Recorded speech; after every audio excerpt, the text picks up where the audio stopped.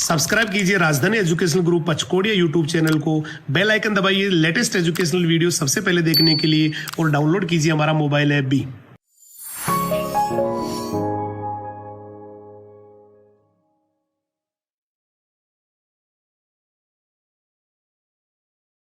जय हिंद, जय राजधानी। कैसे हैं आप सभी? मैं हेमंत कुमार सिंह, आप सभी का बायोलॉजी मेंटर, एक बार फिर से हमारे राजधानी एजुकेशनल ग्रुप के यूट्यूब चैनल पे आपका हार्दिक स्वागत करता हूं। चलिए स्टार्ट करते हैं आज के लेक्चर को। आज हम पढ़ने वाले हैं बेसिकली किसके बारे में? आज हम स्टमक में जो सेकेंड पार्ट होता है, फंडस पार्ट जो होता है, उसका क्रॉस सेक्शन देखने वाले हैं। ठीक है, तो हमारा टॉपिक क्या है? हमारा टॉपिक है cross section of the fundus part of the stomach. इससे पहले मैं फ्यू सेकेंड्स के लिए डिस्कस कर लूं कि हमने प्रीवियस लेक्चर में क्या स्टडी किया था। देखिए, मैंने प्रीवियस लेक्चर में आपको स्टमक के डिफरेंट पार्ट्स के बारे में एज वेल एज हमने इसोफेगस के डिफरेंट पार्ट्स, उसके फंक्शन, उसके डिफरेंट टाइप के बेसिक स्ट्रक्चर के बारे में देखा था। और आज उसी पर्टिकुलर स्टमक के जो पार्ट होता है, सेकेंड पार्ट जो होता है, उसी को हम कंटिन्यू करेंगे इस लेक्चर में। और इस पर्टिकुलर लेक्चर में हम फंडस पार्ट का क्या करेंगे? क्रॉस सेक्शन लेंगे। और जैसे ही फंडस पार्ट के क्रॉस सेक्शन लेते हैं, तो मैंने आपको प्रीवियस लेक्चर में ये बताया हुआ है कि फंडस पार्ट में क्या होता है?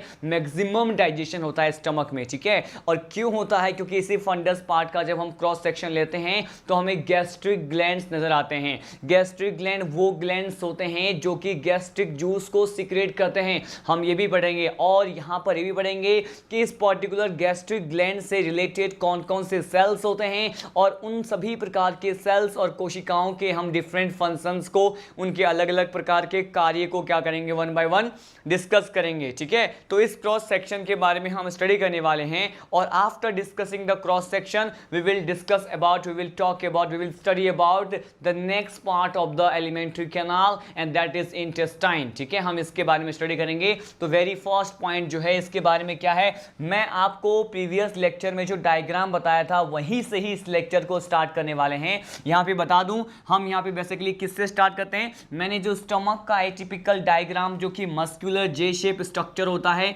वहीं से ही बेसिकली इसको क्या करते हैं? स्टार्ट करते हैं। ठीक है, अगर यहां पे स्टमक के इस डायग्राम में हम देखें तो हम क्या करेंगे? पहले हम स्टमक का डायग्राम देखते हैं। देखिए, इतना पर्टिकुलर पार्ट मैंने इसोफेगस का बनाया क्योंकि इसोफेगस ही स्टमक में ओपनिंग शो करता है। फिर मैंने कहा ये जो मस्कुलर जे शेप स्ट्रक्चर होता है, इसे मैं बनाने जा रहा हूं। तो मैंने ये बोला कि ये जो मस्कुलर जे शेप स्ट्रक्चर होता है, इसे मैंने इस तरह से बना दिया। ठीक है, ये आगे जाकर के स्मॉल इंटेस्टाइन में ड्यूडेनम वाले पार्ट में क्या हो जाते हैं? ओपन हो जाते हैं। ठीक है, अब इस स्ट्रक्चर में क्या करना है स्टूडेंट? बेसिकली आप यहाँ पे देखें, मैंने कहा ये वाला जो पार्ट होता है, ये मैंने कहा ये कार्डियक पार्ट होता है। और ये वाला पार्ट जो होता है इसमें क्या होता है? मैंने कहा ये वाला पार्ट जो होता है इसमें फंडस पार्ट होता है। ठीक है, तो कल जो हमने पढ़ा उसका थोड़ा बहुत रिविजन भी यहाँ पे हो जाएगा। मैंने कहा ये पार्ट कौन सा है? ये पार्ट तो इसका कार्डियक पार्ट है। और ये कौन सा इसका पार्ट है? मैंने कहा ये वाला पार्ट। स्पेशली हम इस पर्टिकुलर पार्ट की बात कर रहे हैं। और ये पार्ट जो होता है स्टमक का फंडस पार्ट होता है। कौन सा? मैंने कहा स्टमक का फंडस पार्ट होता है। लेकिन अगर हम क्या करें, इस स्टमक के फंडस वाले पार्ट को क्रॉस सेक्शन लेते हैं। ठीक है, अब मैं क्या करने वाला हूं? देखिए, मैंने क्या किया, यहां पर इस पर्टिकुलर पार्ट का जो है क्रॉस सेक्शन लिया है। क्या लिया है? यहां पे देखिए, मैं इस फंडस वाले पार्ट का क्रॉस सेक्शन लेने जा रहा हूं। जैसे ही हम यहां पे इसका क्रॉस सेक्शन लेते हैं तो हमें देखिए बेसिकली क्या दिखाई देगा? क्रॉस सेक्शन में हमें यहां पर क्या दिखाई देते हैं? हमें यहां पे गैस्ट्रिक ग्लैंड नजर आते हैं। क्या? मैंने कहा यहां पर क्या मिलेगा आपको? यहां पर आपको गैस्ट्रिक ग्लैंड नजर आएंगे। और गैस्ट्रिक ग्लैंड जो होते हैं स्टूडेंट बेसिकली क्या होते हैं? मैंने कहा इसे कहा जाता है जठर ग्रंथियां। क्या कहते हैं इसे?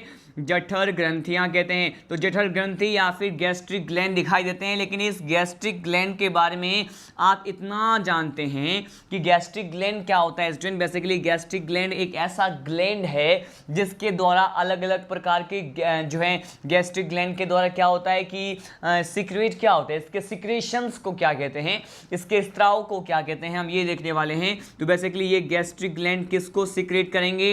मैंने कहा it generally secrete the gastric juice किसको सीक्रेट करते हैं? तो यहाँ पे मैंने लिख दिया ये गैस्ट्रिक जूस को क्या करते हैं? सीक्रेट करते हैं। अब देखिए गैस्ट्रिक जूस को हम हिंदी में क्या कह सकते हैं? इसे कह सकते हैं जठर रस। क्या कह सकते हैं इसे? जठर रस कह सकते हैं। अगर ये जठर रस को क्या कर दिए हैं? सीक्रेट कर दिए हैं, मतलब ये गैस्ट्रिक जूस को क्या कर दिया? इसने सीक्रेट कर दिया। गैस्ट्रिक जूस को सीक्रेट करने के बाद यहाँ पर देखिए क्या होता है स्टूडेंट, बेसिकली जैसे ही ये गैस्ट्रिक जूस को सीक्रेट करते हैं तो हम ये देखेंगे कि इस गैस्ट्रिक जूस का केमिकल कंपोजिशन क्या है। हालांकि जब हम डाइजेशन का एक पूरा कंप्लीट उसका मैकेनिज्म समझेंगे कि किस तरह से हर पर्टिकुलर पार्ट में डाइजेशन होता है, वहाँ पर भी जब हम स्मॉल इंटेस्टाइन और साथ साथ इन सभी पार्ट के बारे में डिस्कस करेंगे तो अलग अलग टाइप के जो भी जूस होते हैं उसके केमिकल कंपोजिशन के बारे में हम स्टडी करेंगे। लेकिन यहाँ पे चूंकि ये गैस्ट्रिक जूस आ गया है तो मुझे यहाँ बताना बहुत इसेंशियल हो गया है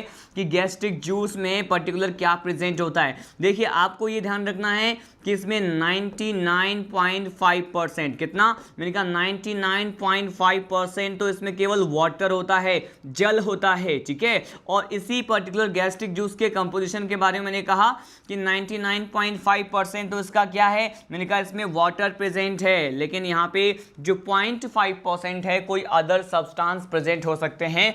लेकिन अगर स्पेशली यहाँ पे केमिकल कंपोजिशन के साथ साथ मैं आपको यहाँ पे पीएच के बारे में बता दूं कि इसका पीएच क्या होता है, मैंने कहा ये एसिडिक नेचर के होते हैं। कैसे? ये एसिडिक नेचर के होते हैं। इसका पीएच का जो रेंज होता है वो 2 से लेकर के 3.7 के बीच में वेरी करता है। कितने? मैंने कहा 2 से लेकर के यहाँ पे 3.7 के बीच में वेरी करता है। तो यहाँ पे क्या हम ये कह सकते हैं कि इसका नेचर क्या हो गया स्टूडेंट्स? मैंने कहा इसका नेचर बेसिकली हो गया है एसिडिक नेचर, क्योंकि आप जानते हैं 7 पे क्या होता है? 7 पे होता है यहाँ पे पीएच, जब यहाँ पे 7 हो तो कहेंगे नेचर न्यूट्रल होता है सब्सटेंस का, उदासीन प्रकृति के होते हैं। लेकिन लेस देन 7 के लिए हम क्या कहते हैं? एसिडिक नेचर, अम्लीय प्रकृति के कहते हैं। तो यहाँ पे आपने देखा first of all gastric glands जो हैं रिलीज करते हैं, सीक्रेट करते हैं गैस्ट्रिक जूस को, जठर रस को स्रावित करते हैं। और ये जो जठर रस होता है उसमें 99.5% वाटर होता है। इसके साथ साथ यहाँ पर हमने इसके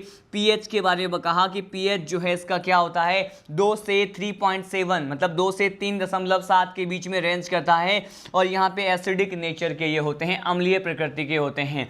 मैंने इतने सारे पॉइंट को यहाँ पे डिस्कस किया। अब देखिए, अब मैं आपको बताने वाला हूँ कि इस पर्टिकुलर क्रॉस सेक्शन में हमें गैस्ट्रिक ग्लैंड से रिलेटेड कौन से किस प्रकार के सेल्स हमें दिखाई देते हैं, उन सभी प्रकार के कोशिकाओं के बारे में मैं आपको बताने वाला हूँ। देखिए हमें यहाँ पर जो सेल्स दिखाई देते हैं, जिस पर्टिकुलर सेल की यहाँ पे बात करते हैं उसका एक इसी क्रॉस सेक्शन का डायग्राम हम देखते हैं। तो देखिए इसी ही क्रॉस सेक्शन में आपको कुछ इस तरह का डायग्राम आपको यहाँ पे क्या है, बेसिकली क्रॉस सेक्शन में कुछ ऐसा स्ट्रक्चर जो है आपको दिखाई देगा, ठीक है। और इस क्रॉस सेक्शन के स्ट्रक्चर में हम ये डिस्कस करने वाले हैं कि आखिर कौन कौन से सेल्स को हमें क्या करना है, कौन कौन से सेल्स ऐसे हैं जिसे हमें यहाँ पे स्टडी करना है। देखिए मैंने कहा अगर इसके क्रॉस सेक्शन में कुछ इस तरह के जो स्ट्रक्चर्स होते हैं, प्रेजेंट होते हैं, और इसी से रिलेटेड हर पर्टिकुलर हम सेल की क्या करने वाले हैं, यहाँ पे बात करने वाले हैं, ठीक है। ये जो पर्टिकुलर व्यू आप देख रहे हैं ये किसका है? मैंने कहा ये जो व्यू है ये गैस्ट्रिक ग्लैंड से associated all types of cells की यहाँ पे हम बात करेंगे, जो कि यहाँ पे हमें दिखाई देते हैं। मैंने कहा कुछ इस तरह के जो है स्ट्रक्चर हमें इसके क्रॉस सेक्शन में दिखाई देगा।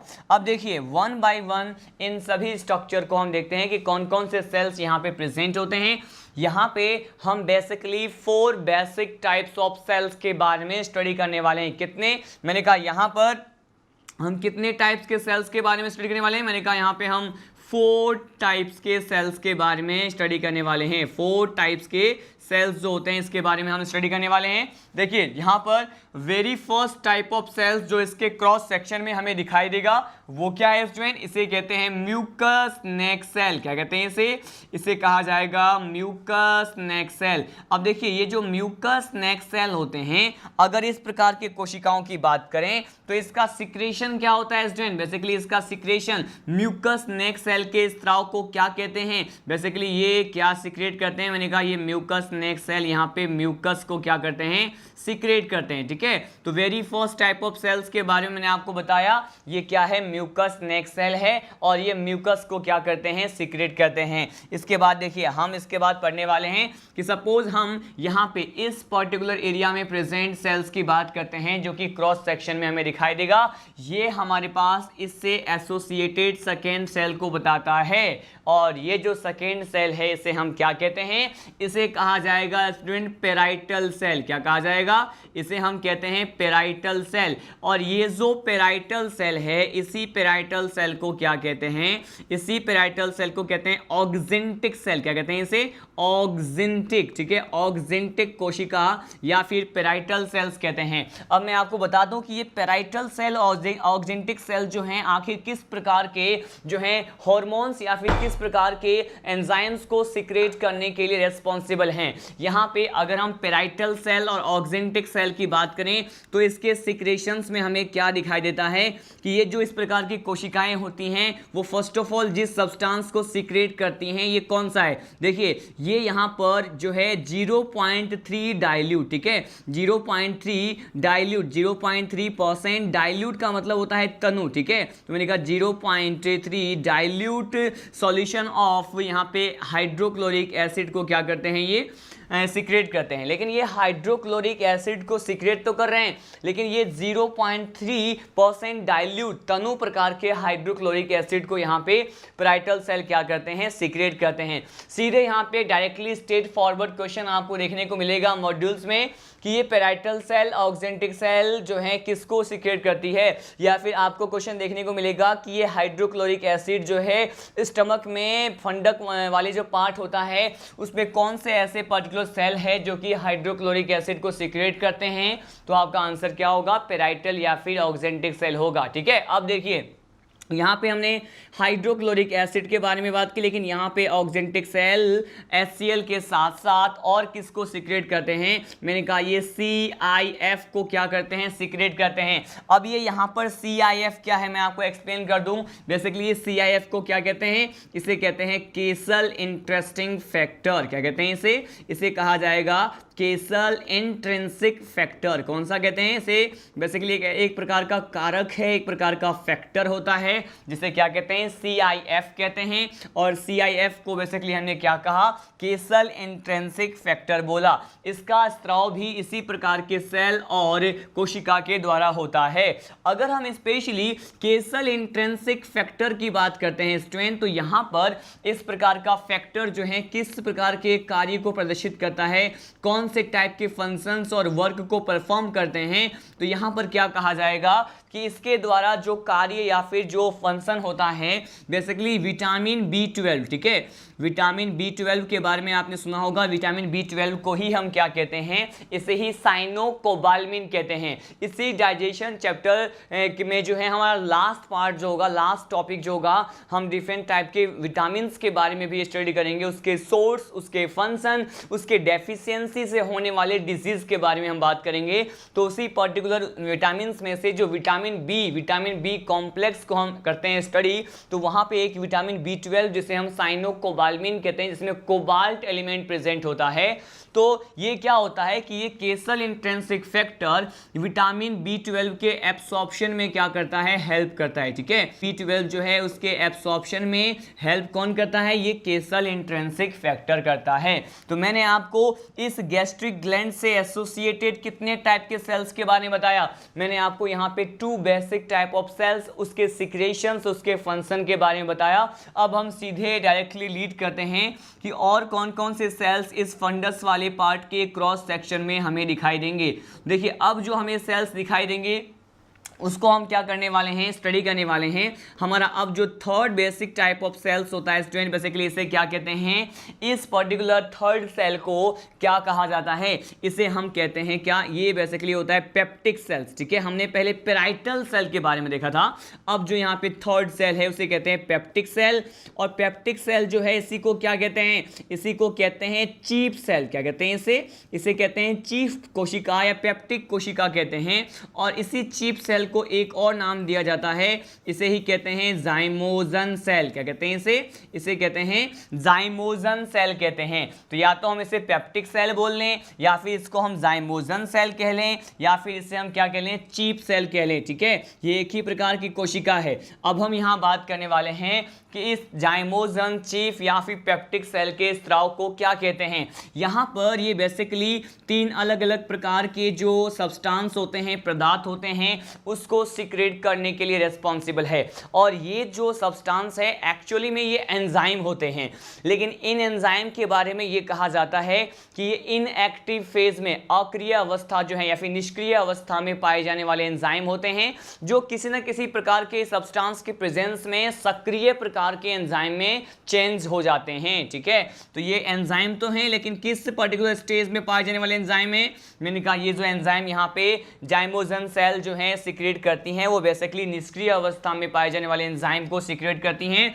और इसमें वेरी फर्स्ट जो यहाँ पे ले रहे हैं एंजाइम, जो यहाँ पे बेसिकली जो एंजाइम होता है निष्क्रिय अवस्था में, ये कौन सा है, मैंने कहा पेप्सिनोजन। ये किसको कहते हैं, मैंने कहा ये पेप्सिनोजन एक निष्क्रिय एंजाइम है, उसको सिक्रेट करते हैं जाइमोजन सेल्स या फिर पेप्टिक सेल्स। और इसी के साथ साथ यहाँ पे एक और एंजाइम के बारे में हम स्टडी करते हैं, इसे कहते हैं प्रोरेनिन। क्या है, मैंने कहा ये प्रोरेनिन प्रकार के जो सब्सटेंस है या फिर एंजाइम हैं, ये भी निष्क्रिय अवस्था में पाए जाने वाले सब्सटेंस होते हैं, और ये भी जाइमोजन कोशिका के द्वारा स्रावित होते हैं। इसके साथ साथ एक और एंजाइम यहाँ पे स्रावित करती हैं ये सेल्स, बेसिकली इसे क्या कहते हैं, इसे कहते हैं गैस्ट्रिक लाइपेज। क्या कहते हैं इसे कहा जाएगा गैस्ट्रिक लाइपेज। देखिए यहाँ पे 3 बेसिक टाइप के सेल्स जो हैं वो रिलीज होते हैं इस पर्टिकुलर जाइमोजन या फिर चीप सेल, पेप्टिक सेल के द्वारा।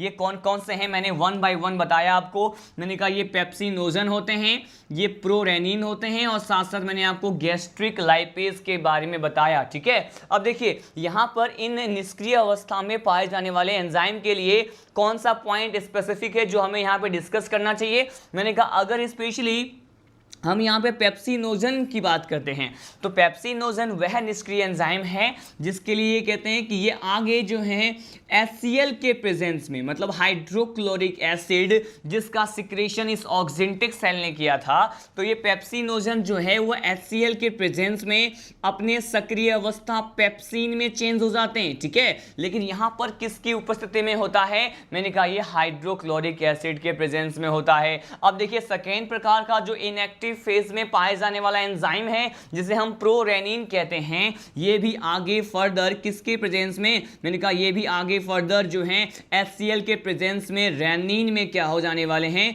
कन्वर्ट हो जाते हैं। तो यहाँ पे 2 स्पेसिफिक पॉइंट आपने देखा, और आपने यहाँ पे हाइड्रोक्लोरिक एसिड का किस प्रकार से इंपॉर्टेंट रोल होता है कन्वर्जन में, किसके कन्वर्जन में, पेप्सिनोजन का कन्वर्जन पेप्सिन में, और प्रोरेनिन का कन्वर्जन जो है रेनिन में किस प्रकार से होता है, इसके बारे में आपने जाना। हमने यहाँ पर इसके क्रॉस सेक्शन में, फंडस वाले पार्ट के क्रॉस सेक्शन में डिफरेंट टाइप के सेल्स की बात की, उसके जो है बेसिक फंक्शंस के बारे में डिस्कस किए। अब देखिए मैंने आपको बोला कितने टाइप्स के सेल्स के बारे में हमें स्टडी करना है, हमें तो यहाँ पे 4 टाइप्स के सेल के बारे में स्टडी करना है, लेकिन अभी तक हमने केवल 3 टाइप के सेल्स के बारे में देखा है। जो लास्ट सेल जिसके बारे में हम अब स्टडी करने वाले हैं स्टूडेंट, ये कौन से होते हैं, ये देखिए मैंने कहा ये जो लास्ट सेल है जिसके बारे में मैं आपको बताने वाला हूं, ये बेसिकली कौन सा सेल है स्टूडेंट, मैंने कहा ये हमारा 4th सेल है। ठीक है, ये जो 4th सेल है इसके लिए क्या कहते हैं, बेसिकली ये हमारा सेल है, इसे कहते हैं यहाँ पे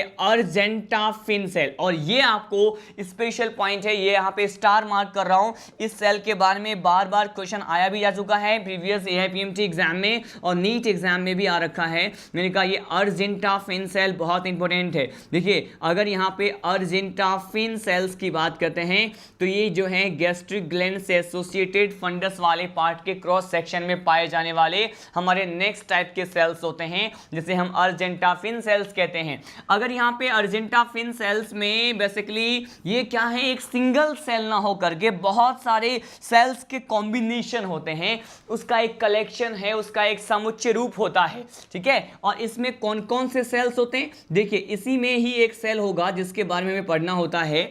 इस सेल को क्या कहते हैं स्टूडेंट, इस सेल को हम कहते हैं जी सेल्स। क्या कहते हैं इसको, इसे हम कहते हैं जी सेल्स। जी सेल्स के साथ साथ यहाँ पे जो दूसरा सेल्स होगा इसे क्या कहते हैं स्टूडेंट, इसे कहते हैं ईसी सेल्स। क्या कहते हैं इसे, ईसी सेल्स कहते हैं। एक और सेल्स जिसके बारे में आपको यहां पढ़ना है, इसे क्या कहते हैं, इसे कहते हैं डी सेल्स। क्या कहते हैं, डी सेल्स कहते हैं। तो इतने प्रकार के various form of the cells से ये अर्जेंटाफिन सेल्स क्या हैं, बने हुए होते हैं। अब अगर इस अर्जेंटाफिन सेल्स में पाए जाने वाले ये वेरियस टाइप के सेल्स के बारे में डिस्कस करें कि इसका वर्क क्या होता है, वेरी फर्स्ट मैं आपको बताने वाला हूं कि ये जो जी सेल्स हैं इसका वर्क क्या होता है। देखिए यहां पर जो भी सेल्स हैं वो किसी ना किसी प्रकार के हार्मोन्स को सीक्रेट करने के लिए क्या है, रेस्पॉन्सिबल है। जबकि पेप्टिक ऑक्जेंटिक सेल जो है वो एंजाइम को सीक्रेट कर रहे थे, लेकिन ये जो अर्जेंटाफिन सेल्स हैं वो अब हार्मोन को सीक्रेट करने वाले हैं। देखिए यहां पर अर्जेंटाफिन सेल में अगर हम यहां पे जी सेल्स की बात करें तो जी सेल्स जो होते हैं बेसिकली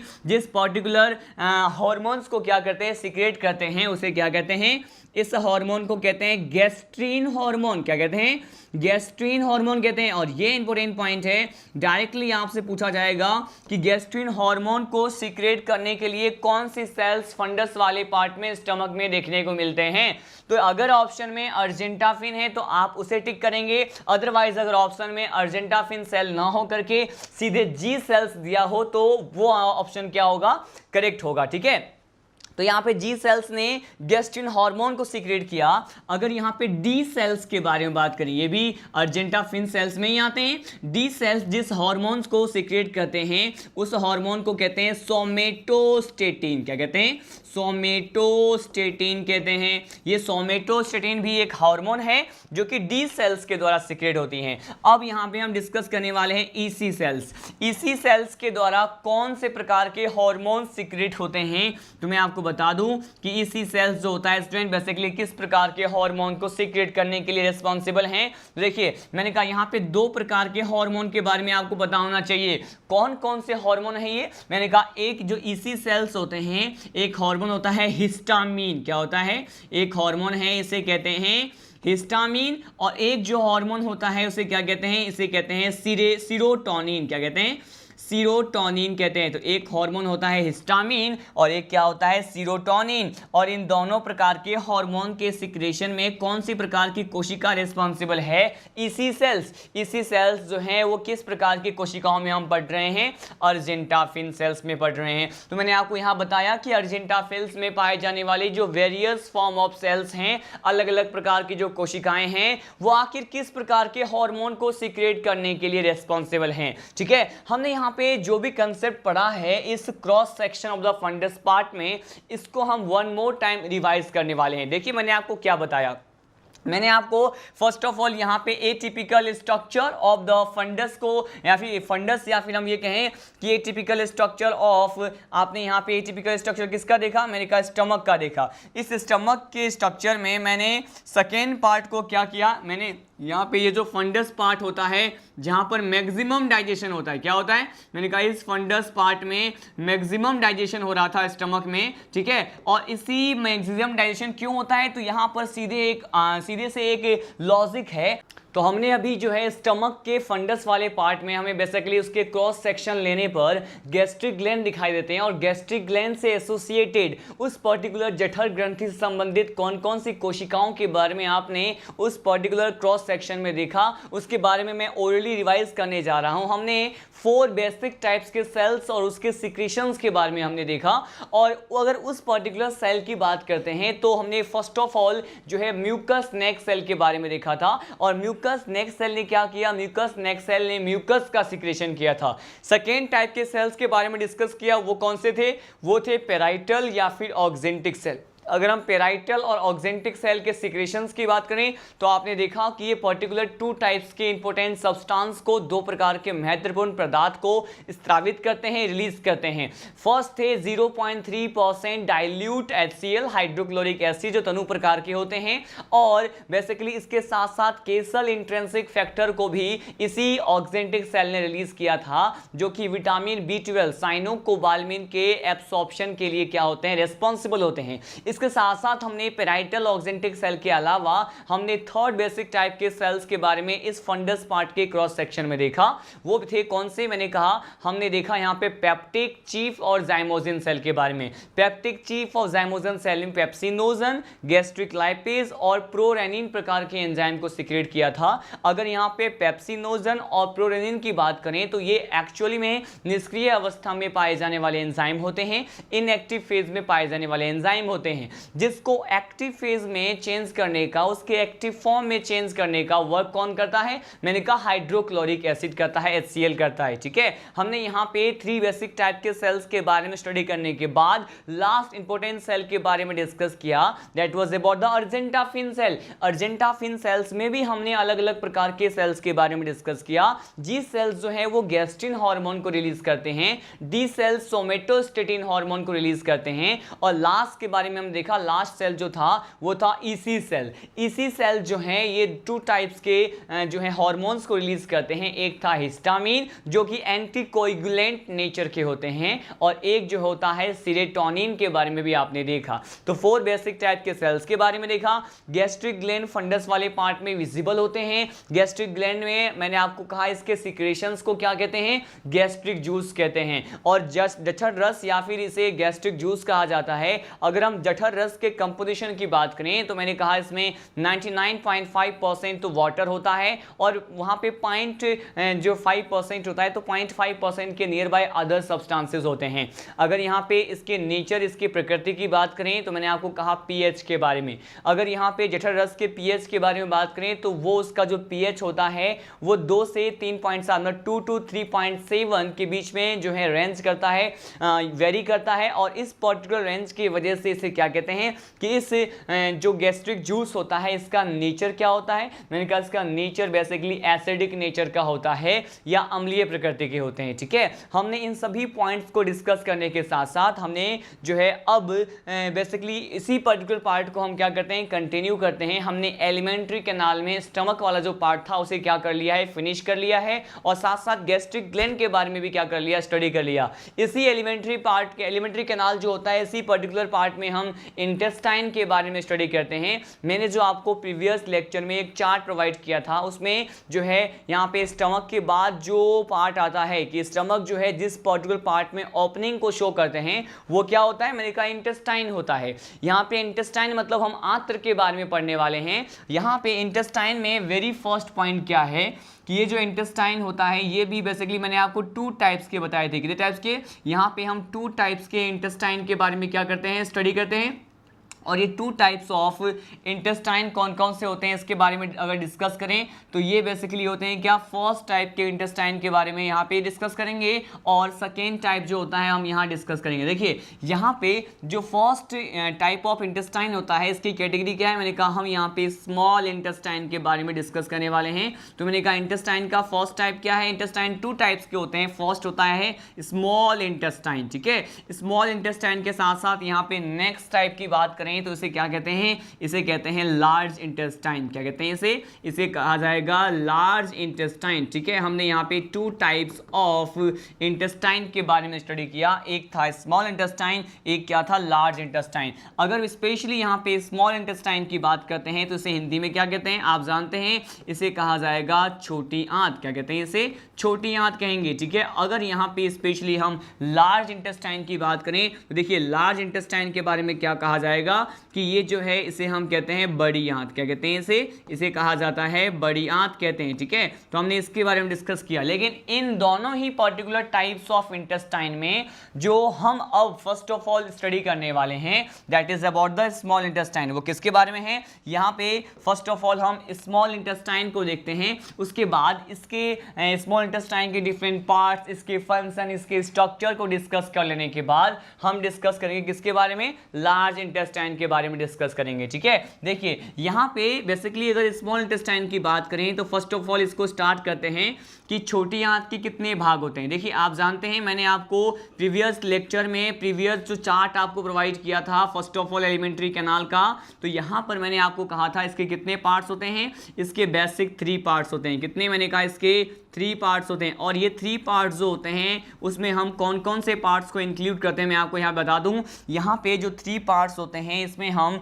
बेसिकली फर्स्ट पार्ट के बारे में हम स्टडी करने वाले हैं। इसे क्या कहते हैं, इसे कहा जाएगा, इसके फर्स्ट पार्ट को क्या कहते हैं, यहाँ पे स्मॉल इंटेस्टाइन का फर्स्ट पार्ट होता है डियोडिनम। क्या कहते हैं इसे कहते हैं डियोडिनम। ठीक है, तो इसका फर्स्ट पार्ट हो गया डियोडिनम, और इसको हिंदी में क्या कहते हैं, इसको कहते हैं ग्रहणी। क्या कहते हैं इसे ग्रहणी कहते हैं। तो यहाँ पे हमें इसके फर्स्ट पार्ट स्मॉल इंटेस्टाइन के वो स्टडी करना है, इसे कहते हैं डियोडिनम। यहाँ पे अगर हम स्पेशली सेकेंड पार्ट की बात करें स्टूडेंट, तो सेकेंड पार्ट को क्या कहा जाता है, सेकेंड पार्ट जो होता है इसका, इसे कहते हैं जेजुनम। क्या कहते हैं इसे कहते हैं जेजुनम। ठीक है, और जेजुनम के अलावा यहाँ पे जो थर्ड पार्ट होता है इसे क्या कहते हैं, जो थर्ड पार्ट होता है, मैंने कहा फर्स्ट पार्ट है डियोडिनम, सेकेंड पार्ट है जेजुनम, और जो थर्ड पार्ट होता है इसे क्या कहते हैं स्टूडेंट, बेसिकली इसे कहते हैं हम इलियम। क्या कहते हैं इसे कहा जाएगा इलियम, जो कि यहाँ पे स्मॉल इंटेस्टाइन का लास्ट पार्ट होता है। ठीक है, अब देखिए यहाँ पर हम वन बाय वन इन सभी पार्ट्स के बारे में जो है डिस्कस करने वाले हैं। फर्स्ट ऑफ ऑल हम डिस्कस करते हैं यहाँ पे किसके बारे में, फर्स्ट ऑफ ऑल हम यहाँ पे डिस्कस करेंगे इसके डियोडिनम पार्ट के बारे में, उसके बाद मैं बताऊंगा आपको जेजुनम के बारे में, और last will be about the ilium part. देखिए अगर यहाँ पे वेरी फर्स्ट पार्ट को हम देखें जो कि क्या है, डियोडिनम है, तो देखिए डियोडिनम में क्या होता है मैं आपको बता दूं, यहाँ पे स्पेशली अगर डियोडिनम की बात करते हैं तो ये कहा जाएगा it is the smallest part. ये क्या होता है, ये स्मॉल इंटेस्टाइन का स्मॉलेस्ट पार्ट होता है। वहीं दूसरी ओर अगर हम यहाँ पे स्पेशली इलियम की बात करें तो ये जो है स्मॉल इंटेस्टाइन का क्या है, मैंने कहा स्मॉल इंटेस्टाइन का सबसे लॉन्गेस्ट पार्ट जो होता है ये क्या होता है, मैंने कहा लॉन्गेस्ट पार्ट जो है ये इलियम कंसिडर किया जाता है।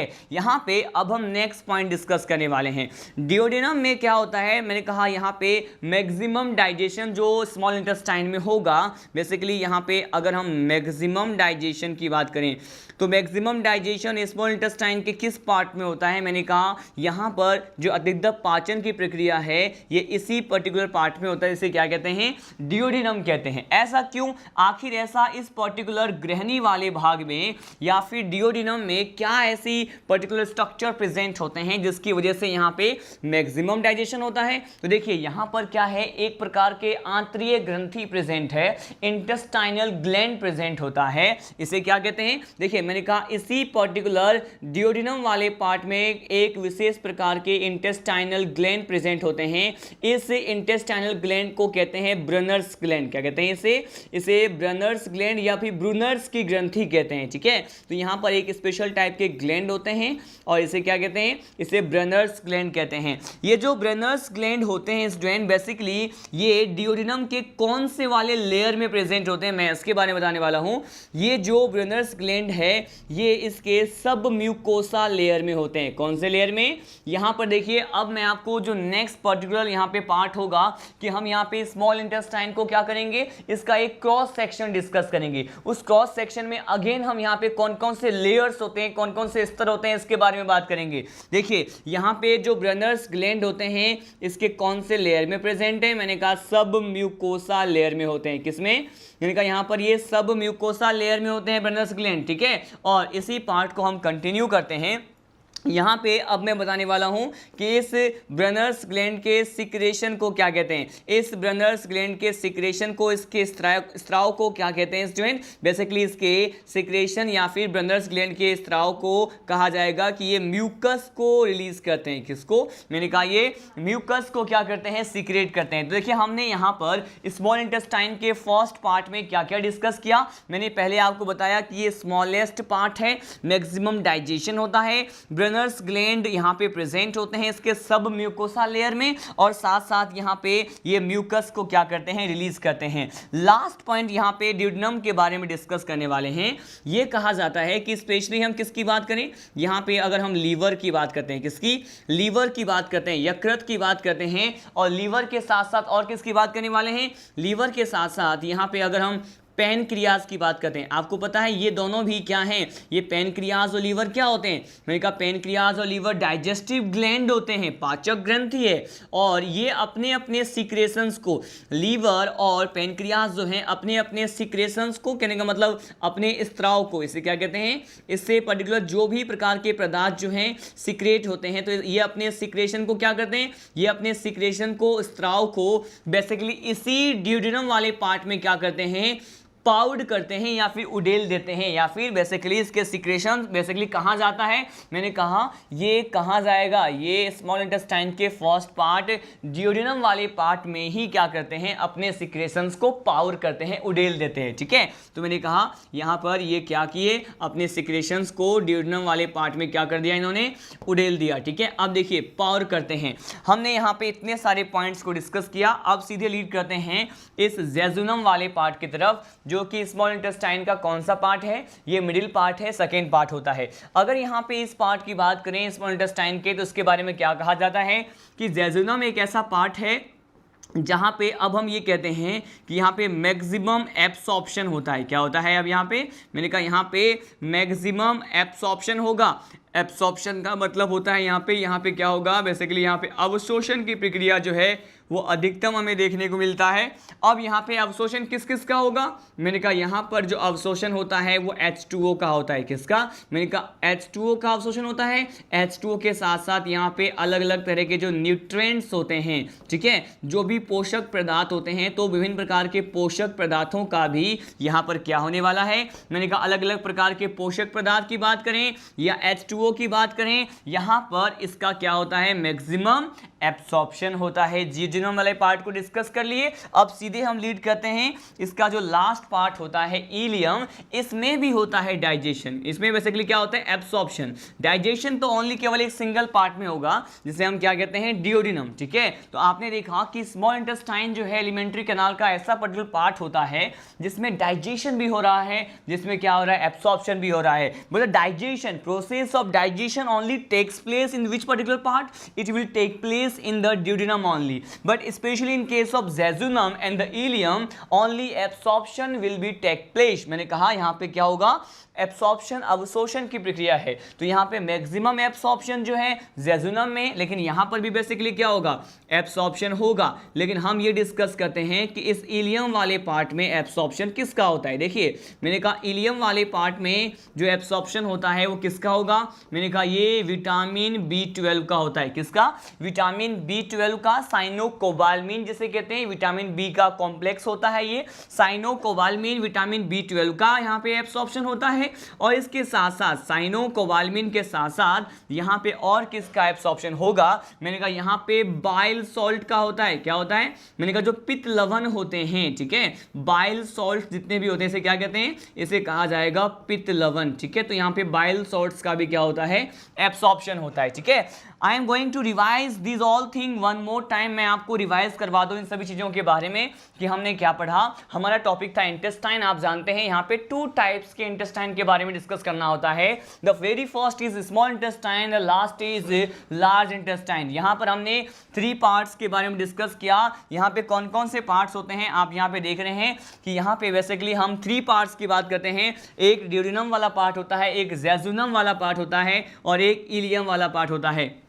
यहाँ पर स्मॉल इंटेस्टाइन में सबसे स्मॉलेस्ट पार्ट कौन सा है, मैंने कहा यहाँ पे ड्यूडिनम है। लेकिन लॉन्गेस्ट पार्ट कौन सा है, मैंने कहा यहाँ पे जो है इलियम वाला पार्ट होता है। डाइजेशन क्या होगा, ड्यूडिनम में, लेकिन जेजुनम इलियम में क्या होगा, एब्सॉर्प्शन होगा। इसके साथ साथ हमने कहा कि मैक्सिमम डाइजेशन अगर स्मॉल इंटेस्टाइन में हो रहा है तो पर्टिकुलर किस पार्ट में होता है, मैंने कहा यहाँ पे ड्यूडिनम वाले पार्ट में होता है। क्यों, क्योंकि यहाँ पे एक विशेष प्रकार की ग्रंथि प्रेजेंट है, डाइजेस्टिव ग्लैंड प्रेजेंट है। आप इसे कैसे कहते हैं, इंटेस्टाइनल ग्लैंड प्रेजेंट होते हैं। और ये इंटेस्टाइनल ग्लैंड क्या कहलाते हैं, ब्रूनर्स की ग्रंथि कहलाते हैं, ब्रूनर्स ग्लैंड कहलाते हैं। ये ड्यूडिनम के किस स्तर में पाए जाते हैं, सब म्यूकोसा लेयर में प्रेजेंट होते हैं। और यहां से ये किसका सिक्रेशन करते हैं, मैंने कहा ये म्यूकस का सिक्रेशन करते हैं। और अगर मैं ये बात करूं कि लीवर और पैनक्रियाज की, तो ये यकृत और अग्नाशय, लीवर और पैनक्रियाज दोनों ही कंबाइनली क्या करते हैं, अपने सिक्रेशंस को किसमें जो है ये क्या करते हैं, मैंने कहा ये अपने सिक्रेशंस को जो है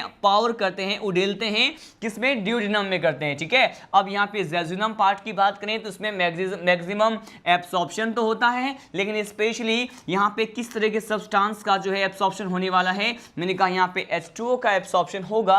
H2O के साथ साथ यहाँ पे डिफरेंट टाइप के न्यूट्रिएंट्स का क्या होने वाला है, अवशोषण होने वाला है। लास्ट यहाँ पे होता है इलियम, और यहाँ पे किस प्रकार के पदार्थ का अवशोषण होगा, तो बस आपको ये ध्यान रखना है कि साइनोकोबाल्मिन थायमिन, विटामिन B12 और इसके साथ साथ अलग अलग प्रकार के पीत लवण जिसे हम बाइल सॉल्ट कहते हैं उसका यहाँ पर क्या होने वाला है, यहाँ पे अवशोषण होने वाला है। इतने सारे पॉइंट को स्टडी करने के बाद यहाँ पर हम सीधे लीड करते हैं एक स्पेशल नोट पॉइंट की तरफ। यहाँ पे अगर स्टार पॉइंट की बात करें तो मैंने कहा यहाँ पे नोट पॉइंट क्या है जो हम इसके स्मॉल इंटेस्टाइन के डिफरेंट 3 पार्ट्स के बाद हम स्टडी करने वाले हैं।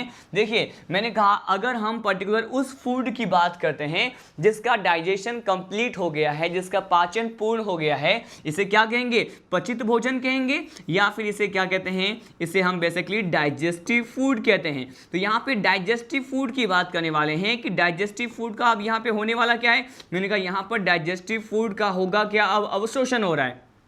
तो अगर यहाँ पे डाइजेस्टिव फूड का अवशोषण होता है यहाँ पे स्मॉल इंटेस्टाइन पार्ट में, तो आखिर वो कौन कौन से स्ट्रक्चर हैं, आखिर वो कौन कौन से संरचनाएं हैं जो कि इस डाइजेस्टिव फूड के एब्सॉर्प्शन में क्या करती हैं, हेल्प करती हैं। लेकिन इससे पहले मैं बता दूं कि इस प्रकार के डाइजेस्टिव फूड के अवशोषण के लिए स्मॉल इंटेस्टाइन में क्या होता है, मैंने कहा यहाँ पर बिग सरफेस एरिया होते हैं। क्या होते हैं, मैंने कहा बिग सरफेस एरिया होते हैं। ठीक है, मैंने कहा यहाँ पे जो पृष्ठ क्षेत्रफल है, यहाँ पे पृष्ठ क्षेत्रफल का जो मान है वो क्या होता है, सबसे ज्यादा होता है, बिग होता है।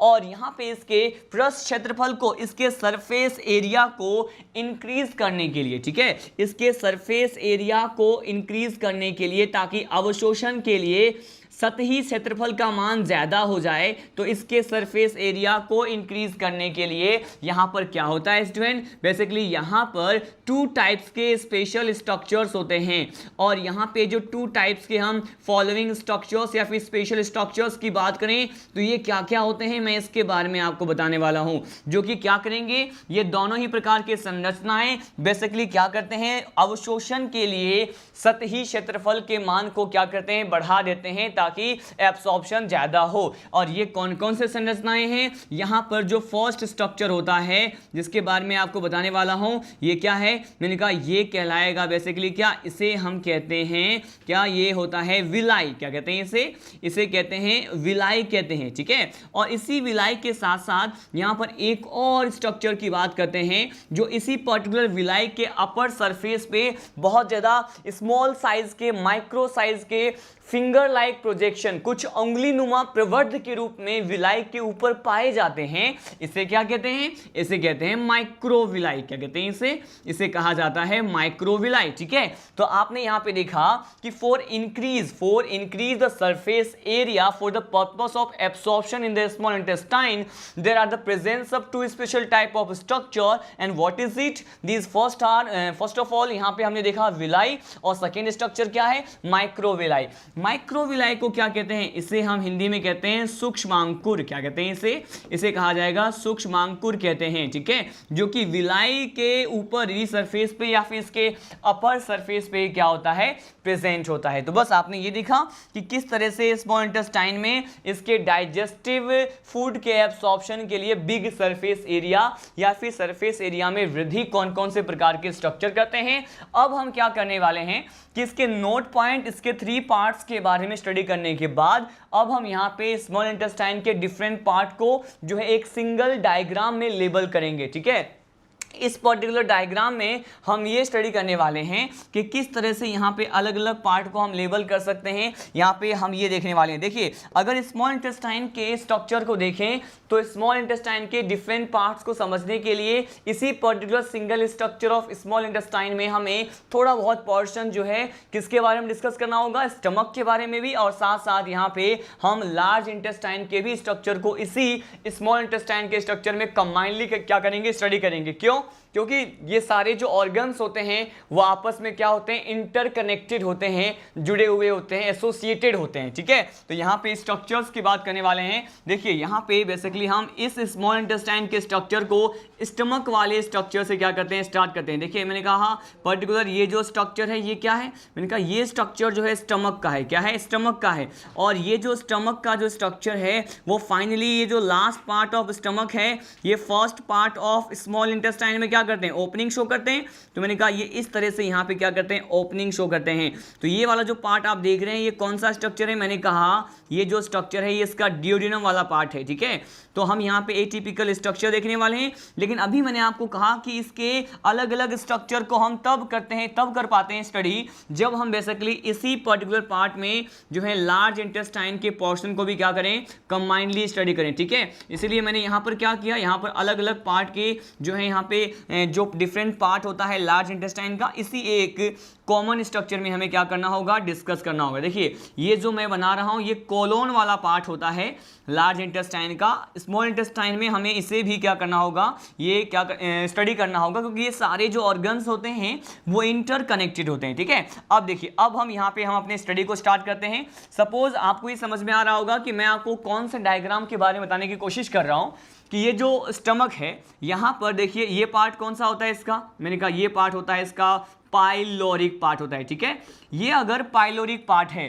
तो यही पाइलोरिक पार्ट जो है वो किस में ओपनिंग शो करेगा, मैंने कहा यही पाइलोरिक पार्ट ऑफ स्टमक जो है यहाँ पे first part of small intestine में ओपनिंग करता है। लेकिन आप जानते हैं कि यहाँ पर क्या होता है, यहाँ पे एक इंस्फिक्टर प्रेजेंट होता है। ठीक है, इंस्फिक्टर से पहले मैं आपको बता दूं कि ये जो स्ट्रक्चर मैंने बनाया है इस स्ट्रक्चर को क्या कहेंगे, इसे कहा जाएगा डियोडिनम। क्या कहते हैं इसे कहते हैं डियोडिनम। ठीक है, इस स्ट्रक्चर से आप डिफरेंट पार्ट्स के बारे में विजुअलाइज कर पाएंगे कि आखिर कौन सा पार्ट कहाँ प्रेजेंट होता है। देखिए मैंने कहा बेसिकली ये जो पार्ट होता है ये हम स्मॉल इंटेस्टाइन का देख रहे हैं और ये इस तरह से यहाँ पे स्ट्रक्चर होता है। मैंने कहा ये ड्यूडिनम की बात करें तो ये वाला पार्ट जो होता है वो लेस क्वाइल्ड होता है। क्या होता है, मैंने कहा ये वाला पार्ट जो है लेस क्वाइल्ड होता है, लेस क्वाइल्ड पार्ट होता है। लेस क्वाइल्ड का मीनिंग क्या है, लेस क्वाइल्ड का मीनिंग होता है कि ये कम कुंडलित भाग है। ये क्या है, मैंने कहा ये कम कुंडलित भाग है, मतलब इसमें कुंडलन क्या होता है, अपेक्षाकृत कम होता है। ठीक है,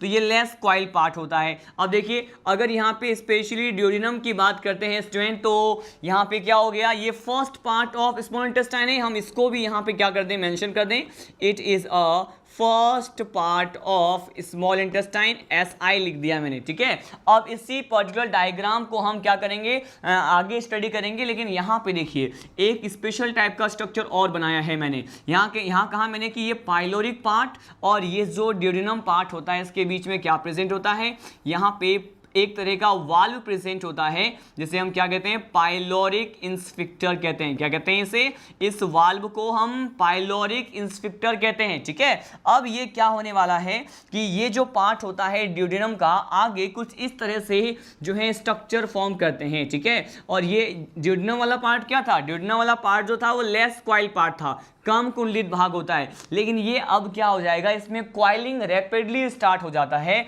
और जैसे ही इसमें क्वाइलिंग स्टार्ट होगा ये क्वाइल करना क्या हो जाएंगे, स्टार्ट करेंगे। तो मैंने कहा फर्स्ट ऑफ ऑल ये कुछ इस तरह से क्या करते हैं, स्ट्रक्चर बनाते हैं।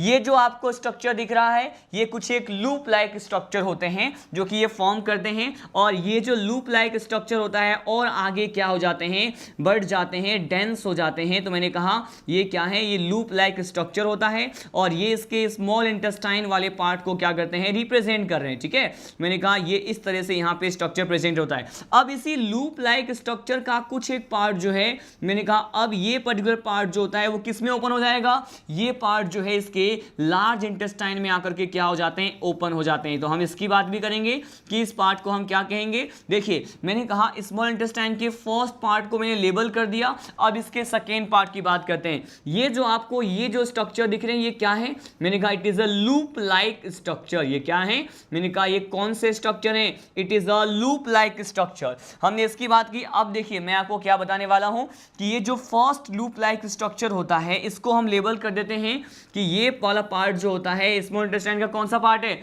मैंने कहा ये बेसिकली क्या होता है, इसका जेजुनम, और जेजुनम के साथ साथ और कौन सा पार्ट होता है, मैंने कहा ये जो इलियम वाला पार्ट है ये बेसिकली इसको रिप्रेजेंट कर रहा है। और आपको ये बता दूं कि जेजुनम और इलियम ये दोनों पार्ट जो होते हैं अब इसके लिए क्या कहेंगे, it is more coiled part. क्या है, मैंने कहा मोर क्वाइल्ड पार्ट होता है, मतलब इसमें अब क्वाइलिंग जो है, मतलब इसमें कुंडलन की बात करते हैं तो यहां पर कुंडलन क्या होता है, मैंने कहा ये ज्यादा होता है। ठीक है, as compare to the first part of small intestine that is basically known as duodenum. ठीक है, अब देखिए यहाँ पे लूप लाइक स्ट्रक्चर की बात की, और जो भी लूप लाइक स्ट्रक्चर होता है, इसे मैंने कह दिया ये जेजुनम हो सकते हैं या फिर ये हो सकते हैं इलियम। अब इसका जो स्मॉल इंटेस्टाइन का जो लास्ट पार्ट होता है, ये इस तरीके से यहाँ पर क्या करता है, स्मॉल इंटेस्टाइन का लास्ट पार्ट जिसे हम इलियम कहते हैं, ये स्मॉल इंटेस्टाइन का ये लास्ट पार्ट अब सीधे ज्वाइन हो जाएगा कहां से, मैंने कहा ये लार्ज इंटेस्टाइन के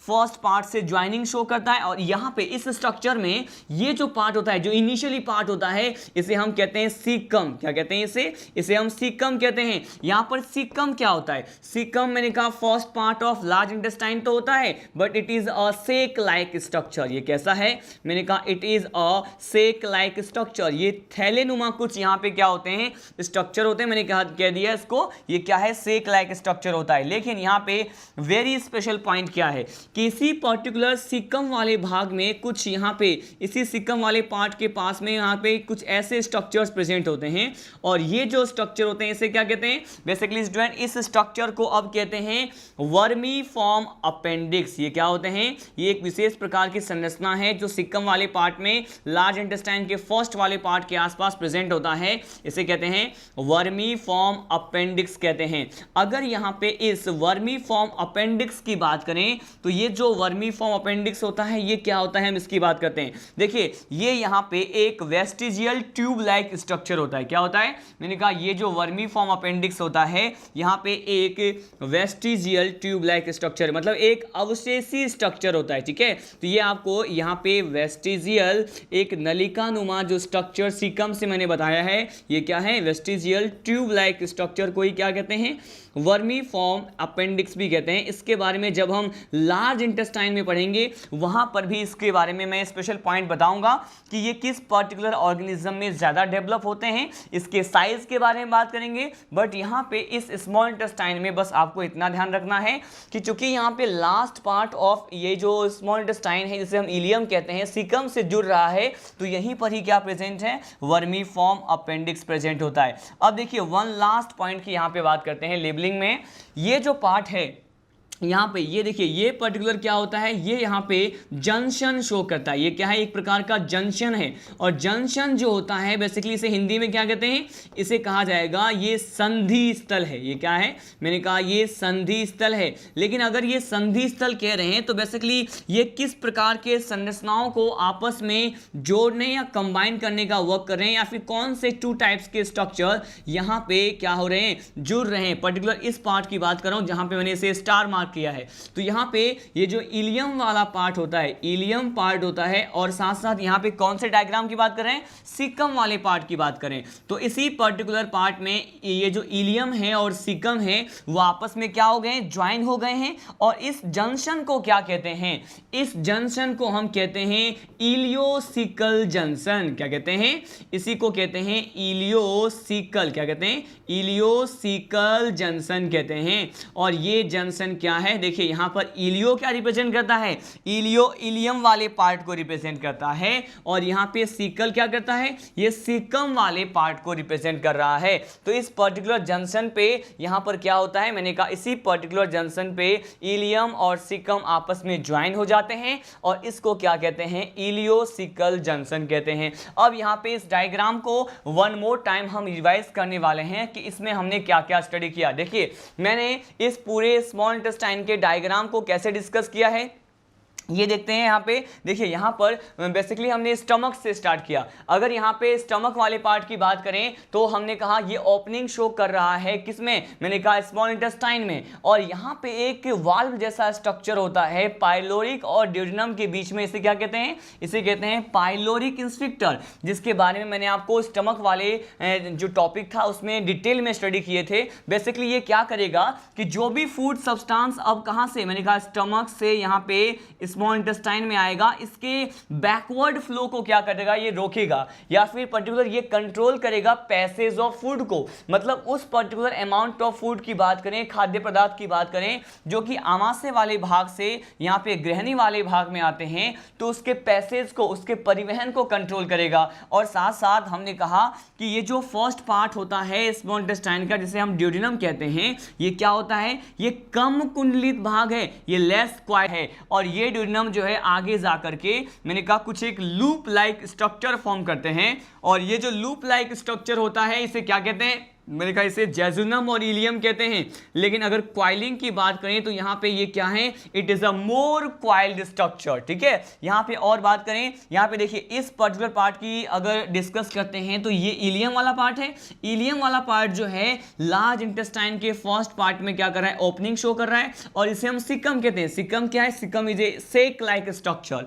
अगर ये सेक लाइक स्ट्रक्चर होता है तो इसी पर्टिकुलर पार्ट के पास में यहाँ पर वर्मी फॉर्म अपेंडिक्स प्रेजेंट होता है, और ये वर्मी फॉर्म अपेंडिक्स जो होता है स्टूडेंट बेसिकली क्या है, ये एक अवशेषी भाग होता है। क्या होता है, एक वेस्टेजियल पार्ट होता है। मतलब ये क्या है, संरचनात्मक तौर पे तो क्या होते हैं, स्ट्रक्चरली यहाँ पे मौजूद होते हैं, पाए जाते हैं, but there is no specific function. यहां पे किसी विशिष्ट प्रकार के कार्य के लिए जिम्मेदार नहीं होते हैं, केवल ये इस प्रकार की संरचनाएं संरचनात्मक तौर पे विद्यमान होती है यहां पे। ठीक है, अब देखिए अगर यहां पे पर्टिकुलर संधि स्थल की बात करते हैं जहां पे इलियम और सिकम आपस में आकर के ज्वाइन हो रहे हैं, कंबाइन हो रहे हैं, उस संधि स्थल को that particular type of junction is basically known as ileocaecal junction. ठीक है, तो हमने इस लेक्चर में कौन कौन से टॉपिक्स को कवर किया है, मैंने आपको जो है ये बताया कि स्टमक वाले जो फंडस पार्ट होता है उसका क्रॉस सेक्शन लेने पे गैस्ट्रिक ग्लैंड किस प्रकार के हमें दिखाई देते हैं, वो किस तरह के सिक्रेशंस को सिक्रेट करते हैं। साथ साथ हमने all the various form of cells के बारे में डिस्कस किया, उन सभी कोशिकाओं, उनके कार्य और अलग अलग प्रकार के जो एंजाइम और हार्मोन को सिक्रेट्स करने वाली कोशिकाएं थे, उन सभी कोशिकाओं के फंक्शन के साथ साथ हमने ये भी डिस्कस किया कि इंटेस्टाइन के कितने पार्ट होते हैं, और उसमें जो फर्स्ट पार्ट होता है स्मॉल इंटेस्टाइन, उसके वेरियस टाइप्स के बारे में डिस्कस किया।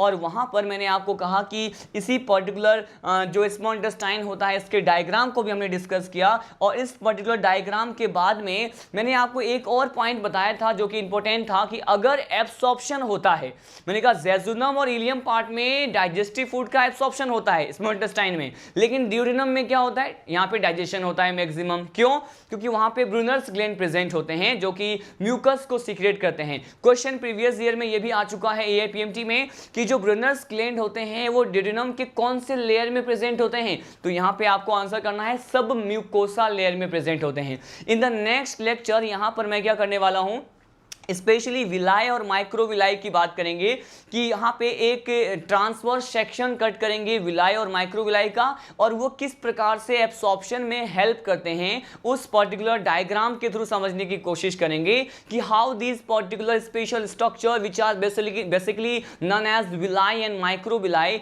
Are the responsible for the absorption of the food. हम ये बात करेंगे, एंड उसके बाद after discussing the microvilli and villi we will discuss about the large intestine part, हम बड़ी आंत के बारे में डिस्कस करेंगे। ठीक है, तब तक के लिए जय हिंद, जय राजधानी।